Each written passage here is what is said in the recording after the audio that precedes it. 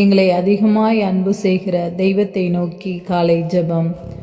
வானத்துக்கும் பூமிக்கும் ஆண்டவரே, வானங்கள் கொள்ளாதவரே, வார்த்தையை சிங்காசனமாக கொண்டவரே, பூமியை பாதப்படியாக கொண்டவரே, வானத்தை ஞானமாய் உண்டாக்கியவரே, வார்த்தையானவரே, வழியானவரே, ஒளியானவரே, நானே வழி, நானே சத்தியம், நானே ஜீவன் என்று சொன்னவரே, சர்வலோகத்தையும் படைத்தவரே, சகல அதிகாரங்களையும் உடையவரே, சர்வ வல்லமை உடைய சகலத்தையும் ஆளும் பிரபுவே, ஆபிரகாமின் தேவனே, உம்மை ஆராதிக்கின்றோம், நன்றி செலுத்துகின்றோம், உமது பெயரை மாட்சிப்படுத்துகின்றோம்,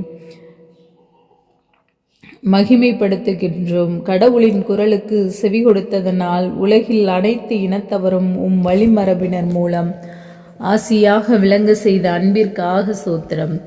இயேசு நம்மோடு இருக்கும்போது, நம் சார்பில் இருக்கும்போது நமக்கு எதிராக நிற்பவர் யார் என்று அறிக்கை அளித்த புனித பவுலை போல நாமும் கடவுள் நம்மோடு இருக்கிறார், எதை குறித்தும் அஞ்சாமல் கடவுளின் வலப்பக்கத்தில் இருக்கும் இயேசு நமக்காக பரிந்து பேசுகிறார், நம்மை காக்க வல்லவராய் இருக்கிறார் என்ற உறுதியான நம்பிக்கையுடன் ஆபிரகாமை போல எந்த ஐயப்பாட்டிற்கும் இடம் கொடாமல் கண்மலையாம் இயேசுவிடம் நம்மை தாழ்த்தி அர்ப்பணித்து ஜெபிப்போம்.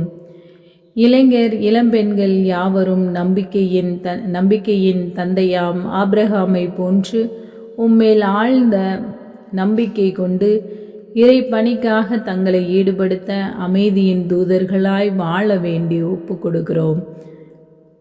இளைஞர்கள் இளம்பெண்கள் பெற்றோருக்கும் ஆசிரியருக்கும் பெரியவர்களுக்கும் கீழ்ப்படிந்து தம் இலக்கை அடைய ஞானத்தோடு செயல்படவும், பல்வேறு தீமைகளின் பக்கம் தன்னை அடிமையாக்காமல் உமக்கு பிரியமான பிள்ளைகளாக, தெய்வ பயம் உள்ளவர்களாக, தேசப்பற்று உள்ளவர்களாக வாழ வேண்டியும், குடும்பங்களில் உள்ள எண்ணங்கள், ஏக்கங்கள், கவலைகள், கண்ணீர்கள் எல்லாவற்றையும் நீரே தீர்த்து வழிநடத்த வேண்டுமாய் உமது கரத்தில் தந்து ஜெபிக்கின்றோம் நல்ல தந்தையே.